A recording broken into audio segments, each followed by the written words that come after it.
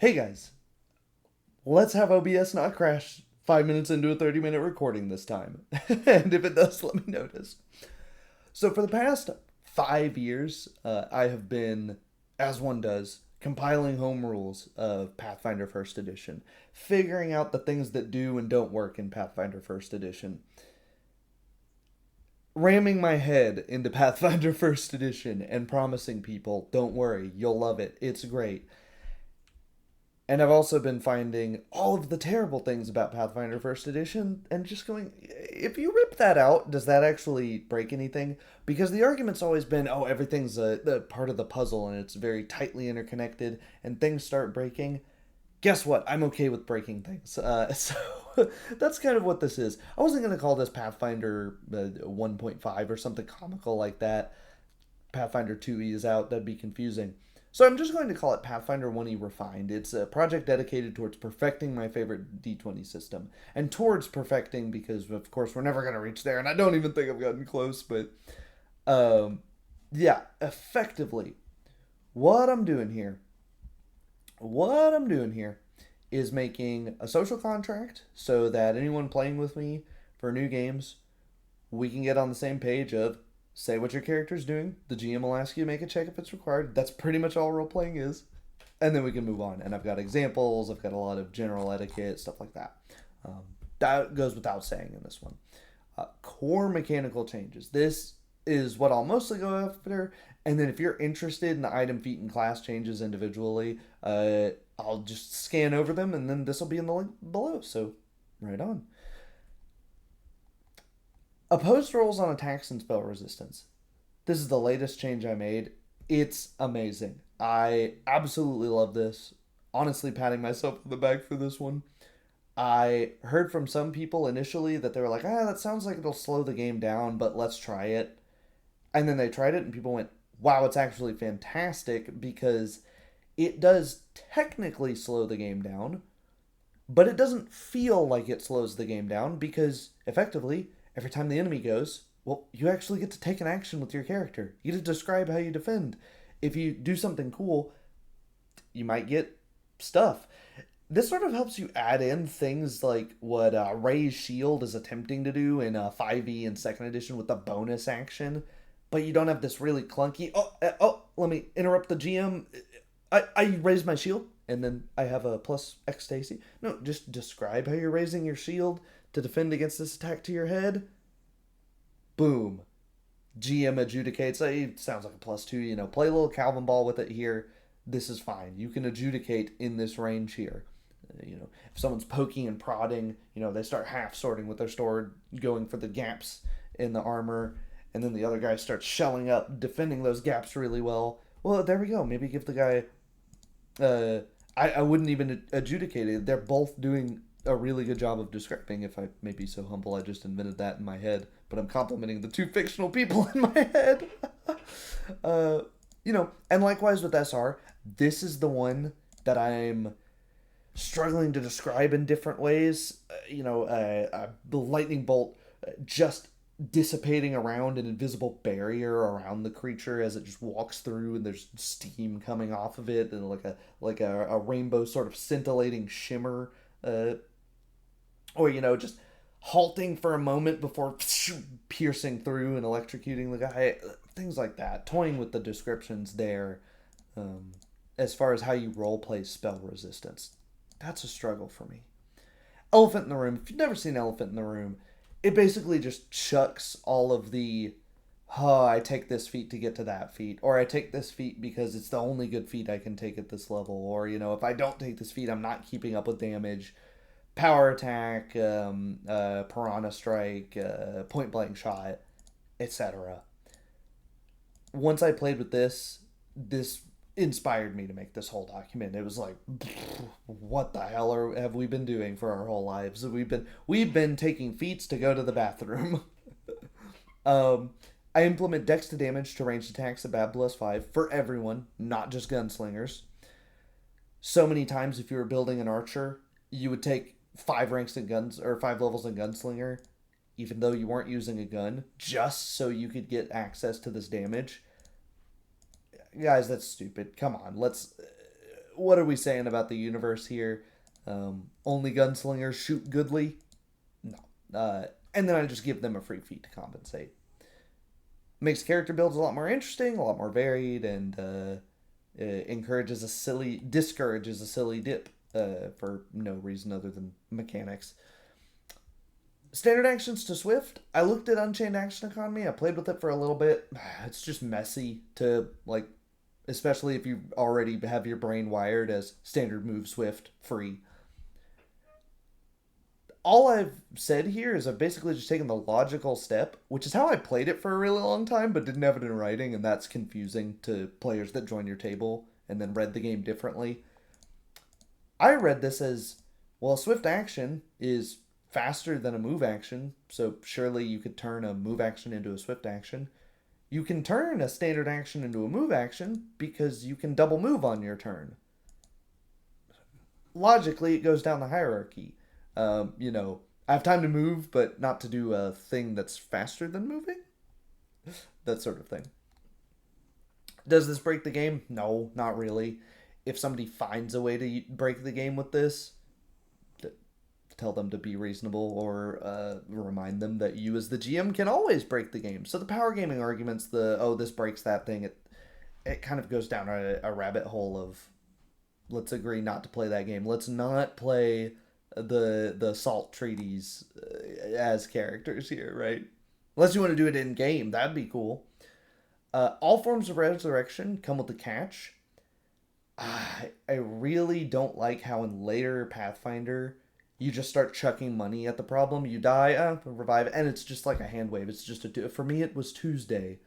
It's cool the first time it happens, and then after that it's like, okay, I want dying to have some depth, to add something to a character. So I have a D100 table that I made of different effects that can happen when you resurrect, up to and including you just don't come back. That's something they introduced in Pathfinder 2nd Edition. This idea that the goddess of death, Pharasma, can just Deus Ex Machina, no, it was your time, you can't come back.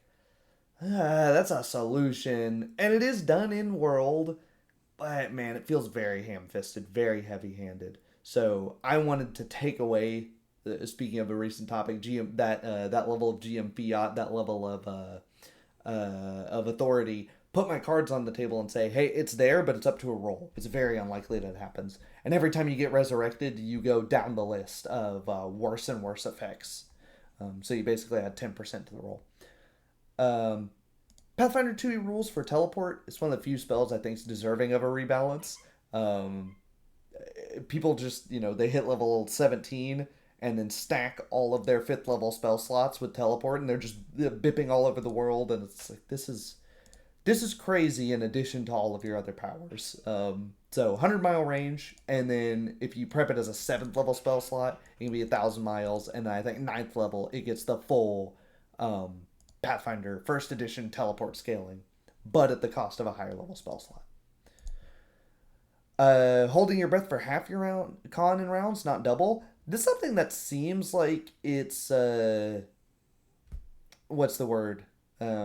Negligible, or something that's an edge case that doesn't come up that often. But if you've ever run something where there's an underwater obstacle or a house is burning and filling with smoke, you'll notice that a level 1 human that happens to have 18 con will never run out of breath if you don't do something like, somebody tries to punch you in the gut and knock the wind out of you, and now you're actually suffocating. It will never happen. You can hold your breath for over 3 minutes. Like, it's crazy. And you know what, 18 rounds, does any, like, are you counting, 18 times 2, 36 rounds. You counting that much at any point in time? No, not, no. So it makes it more realistic and more balanced, both of them. Win-win, 2 birds with 1 stone. Lots of the other, just the feat to go to the bathroom feats, push to the wall, really. I needed a feat to make your back being to the wall and having nowhere to escape to. I needed a feat to make that bad for you. Come on. harvest parts, which might be the most egregious of them. We already have skills for knowledge checks on this animal has this weird poison sac and it's here. It's what we don't need a feat for this. This is come on, get rid of it. Um, I have Pathfinder 2 rules for crits, so it's kind of this um, idea of partial and you're getting degrees of success. That's what I'm trying to say. So nat 20s only auto succeed on attacks. You have the puncher's chance as always. Nat 1s don't auto fail. You have to beat or fail the DC by 10 or more in order to fumble or crit. So characters that are really good at something feel really good at something. They auto succeed a lot and they super succeed a lot. Characters that are supposed to be bad at something, now they might consider, am I really gonna fuck something up if? And you don't end up with the, I'll try to pick the lock. Yeah, it's a trained skill by rules is written. You can't even attempt it, but now you'll actually screw it up badly, so you won't have the, we might as well just all roll the thing because you can get bad effects happening. It encourages people to play to their strengths, come up with interesting solutions, and not just follow the coattails of the one guy. This one's controversial. I expect to get some comments on this one. I'm replacing alignment, or rather, I have replaced alignment with codes. So, for example, you could have a paladin of Erastil who has a code to exterminate things which are unnatural, aberrant abominations. So now your detect evil is no longer, I don't know, let me moralize about that. This is an aberrant abomination. This is an undead. This is a machine which is spewing out smog. You can smite that. It's anathema to your code. Your god is granting you that ability. So minimum 4 plus ranks per skill level, except for int-based classes. This is just to make, skills are the most commonly rolled thing at my table. It just lets you play more and play more effectively during those times, right? You may replace a knowledge skill with another upon receiving a new class. Again, just makes things a little more interesting. Makes the time devoted to learning a new class more apparent to the character. This is a big one. At levels 5, 7, and 12, everyone gets a free racial, non-combat general, and teamwork feat, respectively. You can play around with these if there's not a relevant racial feat, or if they're an Inquisitor or Cavalier, don't give them this free teamwork feat, give them another non-combat general. Non-combat general, because there's some things like flying tackle, which is considered a general feat. That I would put up here in the things you can do without feats and just do sanity check in with that. Pathfinder 2 has similar rulings, which are really interesting. If a player's already... If you want to reduce wealth a little bit to compensate for this, go ahead. Really, this is just a way to flesh out a character more. Take some of the super interesting feats that are out there, like deific obediences, and not be handicapped by, but I had to take Cleave. I named probably one of the worst feats off the top of my head. I have to take Cleave. I can't take deific obedience. Gets rid of those things.